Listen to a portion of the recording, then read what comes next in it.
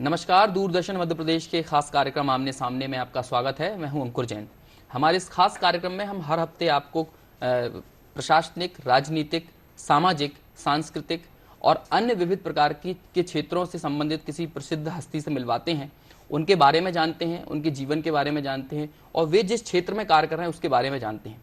लेकिन हमारा आज का ये कार्यक्रम कई मामलों में खास है। उसका कारण ये है कि आज हम हमारे साथ जो गेस्ट मौजूद हैं उनके व्यक्ति विशेष पर बात करने के बजाय हम श्रीमद राजचंद्र जी के जीवन पर बात करेंगे। जी हाँ, बहुत सारे दर्शक ऐसे होंगे जो उनके बारे में ना जानते हों, लेकिन जिन्होंने भी महात्मा गांधी की जीवनी पढ़ी होगी, उनकी आत्मकथा पढ़ी है, तो वे श्रीमद राजचंद्र जी से अपरिचित नहीं हो सकते। जी हाँ, प्रधानमंत्री नरेंद्र मोदी ने भी इस वर्ष 15 अगस्त पर अपने लाल किले से दिए उद्बोधन में कहा था कि ये श्रीमद राजचंद्र जी का 150वां जन्म जयंती वर्ष है। इसी उपलक्ष्य में 150वीं जन्म जयंती वर्ष के उपलक्ष्य में श्रीमद राजचंद्र मिशन धर्मपुर के द्वारा देश भर में, और ना सिर्फ देश भर में बल्कि दुनिया के भी अनेक देशों में लगातार नाट्य प्रयोग, नाट्य मंचन किया जा रहा है, जिसमें श्रीमद जी के व्यक्तित्व पर, उनके कृतित्व पर, उनकी जीवन दर्शन पर और उनके जीवन का महात्मा गांधी के जीवन में क्या प्रभाव रहा, स्वतंत्रता आंदोलन में उनकी क्या भूमिका रही और विभिन्न प्रकार के भारतीय धर्म संस्कृति को जन जन तक पहुंचाने में और उसे आत्मसात करने में उनकी क्या भूमिका रही है, इस प्रकार उनके संपूर्ण जीवनी को नाट्य के प्रयोग के द्वारा दुनिया भर में आम जनता तक, आज के युवाओं तक पहुंचाने का कार्य श्रीमद राजचंद्र मिशन के द्वारा किया जा रहा है।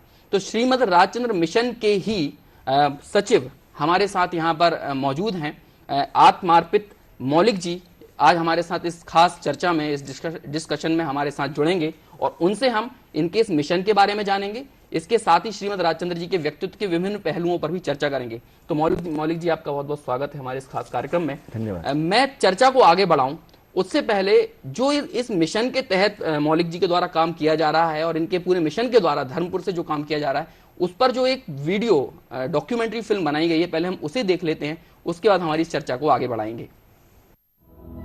महात्मा गांधी जी अभिव्यक्त करते हैं, विश्व भले ही मुझे श्रेय देता है, परंतु मैं जो हूं उसके लिए उनकी जीवन संगति का मुझ पर बड़ा ऋण है।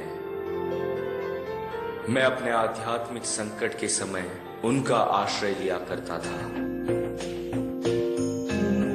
ऐसा था वह व्यक्ति जिसने धार्मिक विषयों में मेरे हृदय को इतना प्रभावित किया जितना अन्य किसी ने नहीं किया।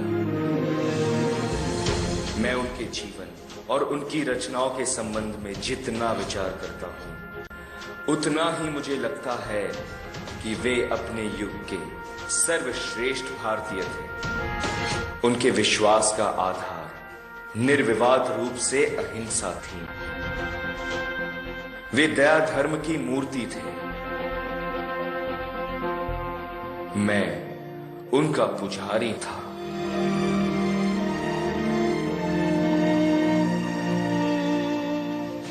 गांधी जी के शब्द आविष्कृत करते हैं एक ऐसे प्रेरक बल को जिसके प्रभाव से रूपांतरित हुए मोहनदास महात्मा में। भारत के महान संत, तत्वज्ञानी, कवि और आध्यात्मिक विभूति महात्मा के महात्मा श्रीमद राजचंद्र जी एक रसमय नाट्य प्रयोग द्वारा युग पुरुष। भाइयों बहनों, ये वर्ष अनेक प्रकार से महत्व का है। देश महात्मा गांधी के गुरु श्रीमद राजचंद्र जी, जिनको 150वीं जयंती मना रहा है। भाइयों बहनों, मैंने पहले ही कहा, श्रीमद राजचंद्र जी जिनकी 150वीं जयंती है, महात्मा गांधी उन्हें अपना गुरु मानते थे और श्रीमद राजचंद्र जी के साथ जब वो साउथ अफ्रीका में थे तब भी श्रीमद राजचंद्र जी के साथ पत्र व्यवहार करते थे। एक पत्र में श्रीमद राजचंद्र जी ने गांधी जी के साथ हिंसा और अहिंसा की चर्चा की थी और राजचंद्र जी कह रहे थे, जिस समय हिंसा का अस्तित्व रहा है उसी समय से अहिंसा का भी सिद्धांत है। दोनों में अहम यह है कि हम किसे महत्व देते हैं या फिर इनमें किसका उपयोग मानव हित में हो रहा है। तो देखा आपने किस तरह से श्रीमद राजचंद्र जी के व्यक्तित्व को श्रीमद राजचंद्र मिशन के द्वारा दुनिया भर में लोगों तक पहुंचाने का कार्य किया जा रहा है। मौलिक जी, चर्चा की शुरुआत करता हूं। सबसे पहले मैं यहां से आपसे पूछना चाहूंगा कि आम दर्शक को सबसे पहले ये बताइए कि श्रीमद राजचंद्र जी कौन थे, क्या उनका व्यक्तित्व था और गांधी जी के जीवन में उनकी क्या भूमिका थी? श्रीमद राजचंद्र जी 150 वर्ष पूर्व भारत के सौराष्ट्र रीजन से हैं और वे एक संत हैं। जी। आमतौर पर लोग उन्हें गांधी जी के आध्यात्मिक मार्गदर्शक के रूप में जानते हैं और वे जैन धर्म में बिलीव करते थे और जैन धर्म के जो प्रिंसिपल्स हैं उनको फॉलो करते थे। खास उनका व्यक्तित्व का अगर हम खास पहलू जाने तो श्रीमद राजचंद्र जी यानी अंतर्मुक्ता का आमंत्रण। जी। आमतौर पर हम किसी भी धार्मिक व्यक्ति के बारे में बात करते हैं तो हम उन्हें किसी धर्म से जोड़ते हैं या धर्म क्रिया या ऐसे प्रकार के संप्रदाय वर्ग विशेष से ऐसे जोड़ते हैं। लेकिन श्रीमद राजचंद्र जी कहते हैं मैं किसी भी गच्छ में नहीं हूं, मैं आत्मा में हूं। जी।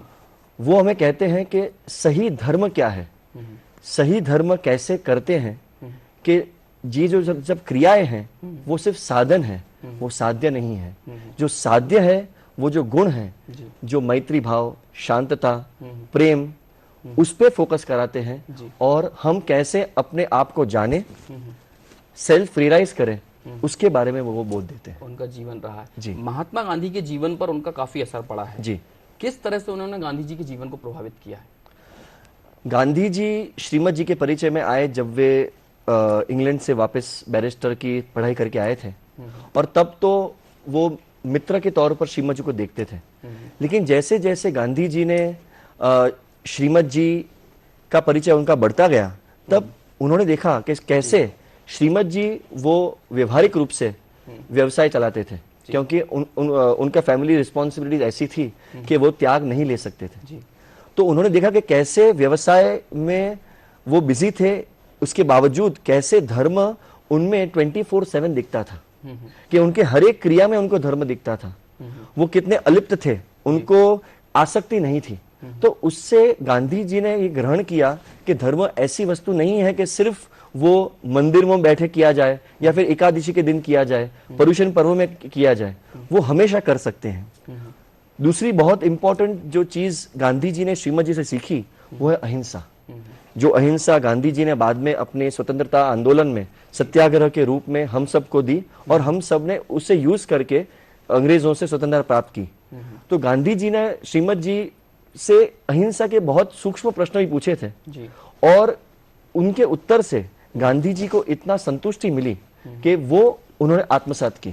गांधी जी जब अफ्रीका में भी थे तब भी पत्र व्यवहार लगातार श्रीमद जी के साथ होता था। और अफ्रीका में भी जो उन्होंने भारतीयों के लिए जो भी सत्याग्रह किया, सबसे पहला प्रयोग उन्होंने वहीं किया। वहां भी श्रीमद जी का मार्गदर्शन उन्हें प्राप्त हुआ। जी बिल्कुल। इनफैक्ट गांधी जी ने जब अफ्रीका में थे तब वहां से 27 प्रश्नों का एक विस्तृत पत्र श्रीमद जी को लिखा, जिसमें से एक प्रश्न ऐसा था कि अगर मुझे सर पर डसने आए और भाग न सकूं और कोई चारा न हो तो मैं क्या करूं?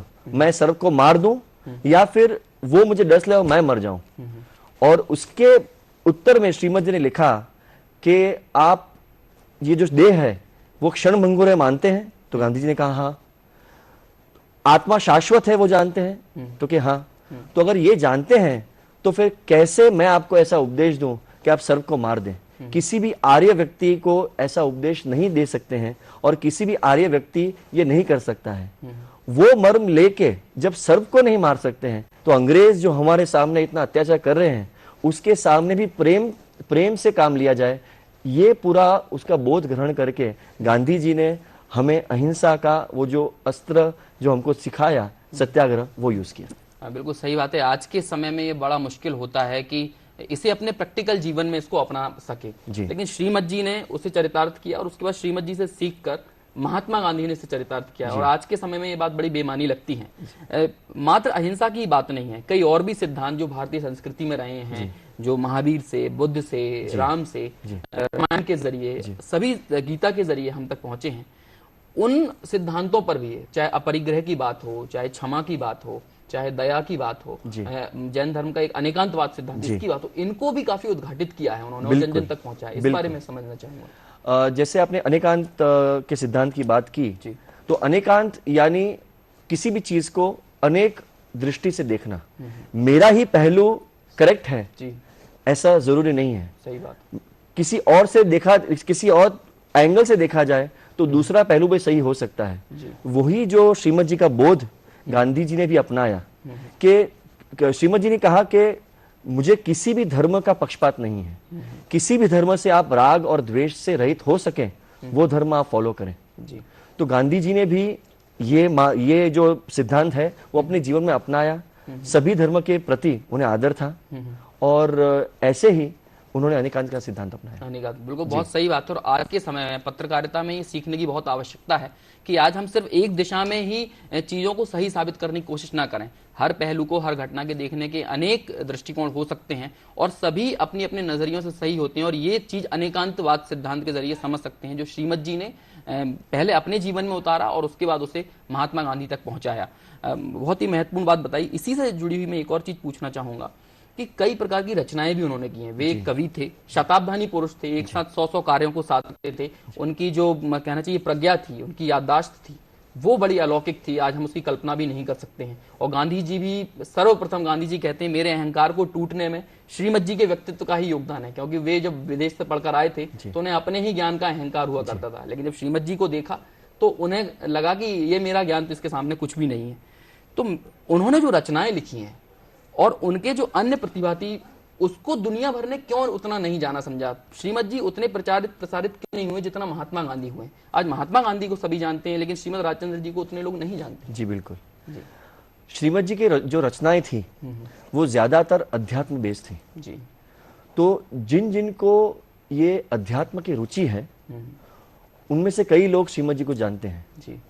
और श्रीमद जी खुद जब इस दुनिया में हयात थे उस टाइम वे प्रसिद्धि से दूर ही रहे। उन्हें बिल्कुल नहीं चाहिए था कोई भी उनके बारे में जाने। जी। और गांधी जी जिनको हम सब जानते हैं, अनफॉर्चुनेटली हिस्ट्री ने भी गांधी जी का योगदान अपने भारत के स्वतंत्रता संग्राम में क्या उसको प्रसिद्ध किया, उनके पॉलिटिकल एंगल्स को प्रसिद्ध किया, लेकिन उनको जो अपनी स्पिरिचुअलिटी कहाँ से मिली थी वो एंगल हिस्ट्री ने भी टच नहीं किया है। वो तो महात्मा गांधी की आत्मकथा ना होती तो शायद हम जान ही ना पाते। बिल्कुल, गांधी जी ने अपने आत्मकथा में पूरा प्रकरण श्रीमद जी के बारे में लिखा है। और प्रकरणों में भी उन्होंने श्रीमद जी का उल्लेख किया है, उनका आभार व्यक्त किया है। अपने लेखों में, अपने भाषणों में वो श्रीमद जी का कई बार उल्लेख किया करते थे। तो इसके द्वारा प्रधानमंत्री नरेंद्र मोदी भी आज उन्हें याद कर रहे हैं। बिल्कुल। और कैसे अभी, इसीलिए हमारा अभी ये कर्तृत्व बनता है कि कैसे श्रीमद जी के जो सिद्धांत हैं जो गांधी जी ने अपनाए वो अभी भी इस एज में भी इतने ही यूजफुल है। तो कैसे हम वो सिद्धांत जन जन तक पहुंचाए कि जिससे सबको लाभ हो। क्योंकि गांधी जी एक बहुत ही सामान्य व्यक्ति थे इनिशियली, लेकिन उन्होंने खुद पर काम किया और वो सामान्य मोहनदास से महात्मा बने। ऐसे ही हम सब भी, भले सामान्य हमको लगता है हम सामान्य हैं, लेकिन हम सब भी महात्मा बन सकते हैं अगर हम प्रयास करें। उन सिद्धांतों को यदि अपने जीवन में उतारें तो निश्चित तौर पर हमारे जीवन में भी परिवर्तन देखा जा सकता है। उनकी कुछ कृतियां जो रही हों उनके बारे में आपसे जानना चाहूंगा। कई तो काफी प्रसिद्ध हैं। अपूर्व अवसर नाम से एक उन्होंने लिखा है, आत्म सिद्धि शास्त्र लिखा है, एक और बहुपुण्य पुंज प्रसंग से ऐसे करके कोई स्तुतियां लिखी हैं, जिसमें उन्होंने ये बताना चाहा है कि मेरे ये जीवन में या ये जो भौतिक शरीर या भौतिकवादिता का आज हमारे सामने जो पूरा माहौल है, ये मेरा उद्देश्य नहीं है, बल्कि इस भौतिकता के जरिए या जो भी मुझे संयोग मिले इसके जरिए मुझे आध्यात्मिक प्राप्ति के मार्ग पर आगे बढ़ना है। जी। तो उन कृतियों के बारे में आपसे समझना चाहूंगा, क्या उनका कथ्य रहा है उनकी कृतियों का? जी, हम उनकी किसी भी कृति को ले लें, उनमें मेन फोकस अध्यात्म रहेगा। उनका मेन फोकस रहेगा कैसे हम अपने आत्मा को की प्राप्ति करें, कैसे हम आत्मा का अनुभव करें, और उनमें वैराग्य छलोछल उनमें मिलेगा हमको। तो उनकी सबसे जो प्रमुख कृति हम बोल सकते हैं वे है श्री आत्मसिद्धि शास्त्र, कि जहां उन्होंने गुरु और शिष्य के संवाद के माध्यम से, जैसे भगवत गीता में भी गुरु और शिष्य के संवाद है, श्री कृष्ण और अर्जुन का संवाद है, वैसे यहाँ भी श्री आत्मसिद्धि शास्त्र में उन्होंने गुरु शिष्य के माध्यम से आत्मा की सिद्धि की है, कि कैसे आत्मा का अस्तित्व है, आत्मा नित्य है, सिर्फ ये देह तक आत्मा नहीं है, आत्मा कर्म का करता है, भोगता है, और मोक्ष है, और मोक्ष का उपाय भी है। हम सब मोक्ष का उपाय प्राप्त कर सकते हैं। वो लॉजिकल मीन्स से उन्होंने ये प्रूव किया है कि ये सब है। तो किसी को भी ये उत्कंठा हो, जिज्ञासा हो, वो उसके लिए बहुत ही उपयोगी शास्त्र है। जी, बहुत। मुझे एक पंक्ति याद आती है जो मैंने भी पढ़ी थी कि संसार का बढ़ना अरे नरदेह की ये हार है, नहीं एक पल इसका तुझे किंचित विवेक विचार है। वे संसार का बढ़ना, भोगों का बढ़ना, परिवार का बढ़ना, इन सारी चीजों को उन्होंने कभी भी महत्व नहीं दिया। लक्ष्मी धन संपदा का बढ़ना, बल्कि वे हमेशा आध्यात्मिक मार्ग में ही निरंतर वे लीन रहे हैं और उसका ही उनको जीवन में चरितार्थ होते हम देख सकते हैं।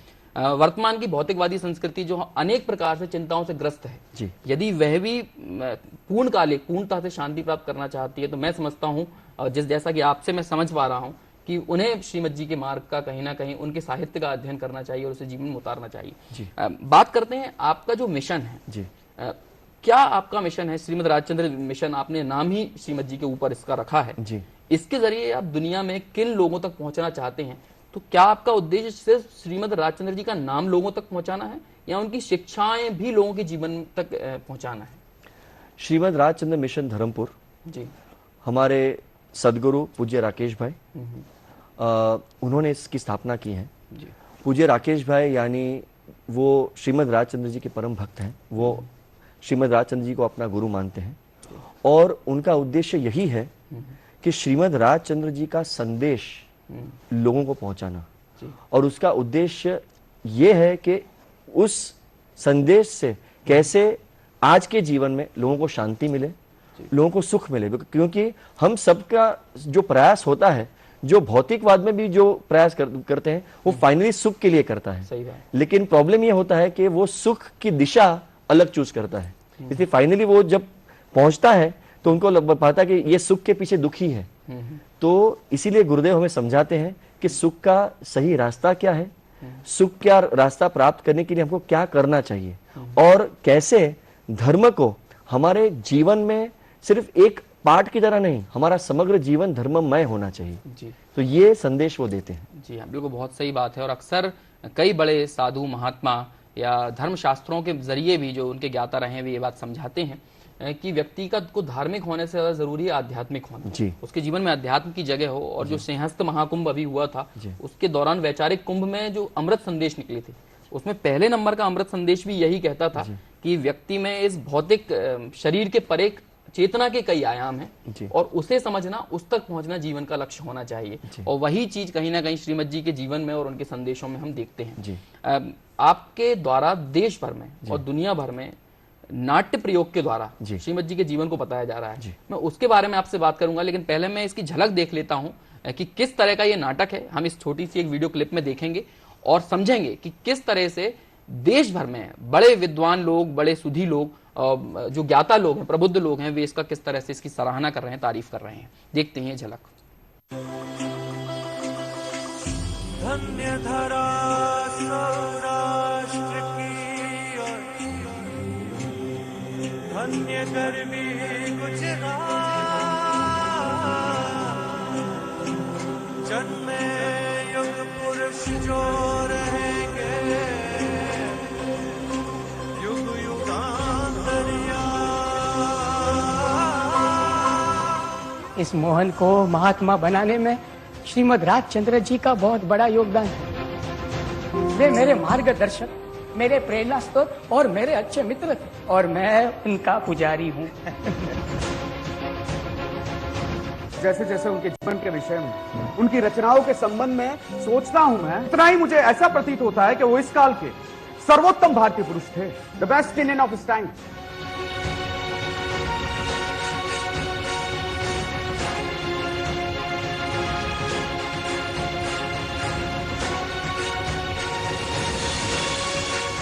हिंसा के लहू के लाल रंग से जो कपड़ा रंगा हुआ, उसे धोने के लिए लहू का ही इस्तेमाल करेंगे तो कपड़ा लाल ही रहेगा। उसे धोने के लिए अहिंसा का निर्मल जल ही चाहिए।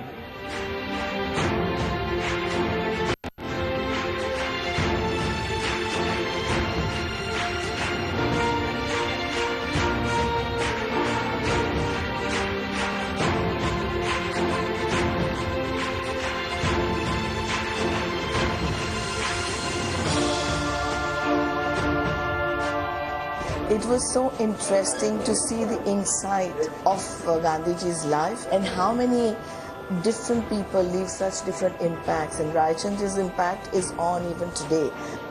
So enlightening to see a play like this and to know about such great people. Bhagavad Gita है या महावीर का जो चिंतन है और जो उपनिषदों का सार है, वो सारा सार इस नाटक में है। मुझे लगता है कि ये नाटक जिस तरह से बनाया है बहुत ही बेहतरीन है और बहुत मुश्किल होता है दो जीवन जो इतने बड़े हैं, इतने विशाल है, बाबूजी और श्रीमद जी, उनको दोनों को एक साथ लाना, ये मुझे बहुत कमाल लगा। मैंने जो सुना, श्रीमद जी के पद सुने, जो बातें सुनी, मैं वो तो साथ लेके जा रहा हूँ, पर उसके अलावा जो उनका मौन सुना उन लफ्जों में, उनमें वो मैं साथ लेके जा रहा हूँ। I think this play has come at the right time because the new gen needs to be exposed to what a great leader we had and what a great guru he had. तो देखा आपने किस तरह से ये गजब का जो नाट्य प्रयोग है, जो नाट्य मंचन है, इसकी अभिनय, इसका संगीत और इसके कहना चाहिए विधा के आयामों पर यदि हम इसकी बात ना करें, कंटेंट की यदि बात करें, विषय वस्तु की बात करें, तो सिर्फ ये श्रीमद जी के जीवन को ही नहीं बता रहा है, उनके व्यक्तित्व और कृतित्व को ही नहीं बता रहा है, बल्कि उनकी आत्मा को ही परिलक्षित करने का कार्य कहीं ना कहीं इस नाट्य प्रयोग के जरिए हो रहा है। क्या ये नाट्य प्रयोग है? कैसे इसकी संकल्पना आपके मस्तिष्क में आई थी और अब तक आप क्या इस नाट्य प्रयोग के जरिए कर चुके हैं और आगे की क्या प्लानिंग है? जी, जब ये जो पूरा नाट्य प्रयोग है उसकी प्रेरणा हमें पूज्य गुरुदेव राकेश भाई ने हमको दी थी। प्रयोजन ये था कि ये 150वां वर्ष श्रीमद राजचंद्र जी का अभी शुरू होने वाला था, पिछले साल की बात है ये। तो उनके मन में ये आया कि कैसे पूरे जगत में श्रीमद राजचंद्र जी का संदेश पहुंचाया जाए, उनका गांधी जी के जीवन में क्या महत्व रहा है, क्या योगदान रहा है, उसकी बात लोगों को पता चले। इसलिए ये इसी बेस पे ये नाटक की परिकल्पना हुई और सबसे पहले उसकी स्क्रिप्ट लिखी गई और बाद में हमने सोचा कि ये नाटक शुरू करते हैं, लेकिन बाद में इतनी डिमांड बढ़ती गई कि हमको एक के बाद एक नई नई टीम्स रचनी पड़ी, क्योंकि एक साथ कई जगहों पर ये नाटक की डिमांड थी। तो आज ये हाल है कि हिंदी और गुजराती के नाट्य जो चल रहे हैं उसकी 4 टीम्स एक साथ अलग अलग जगहों पर नाटक कर रही है, एक ही दिन में कर रही है और कन्नड़ा की टीम भी शुरू हो चुकी है और नेक्स्ट मंथ मराठी और बाद में बंगाली, तमिल और अंग्रेजी।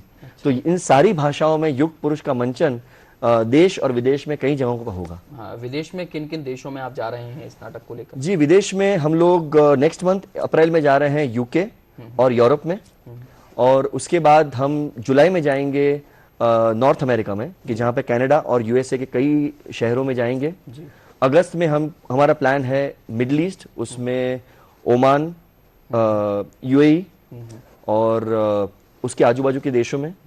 सितंबर में अफ्रीका और उसमें खास साउथ अफ्रीका जाएंगे जहाँ पे गांधी जी रहे, जहाँ पे उनका धर्म मंथन का काल था, साउथ अफ्रीका जाएंगे।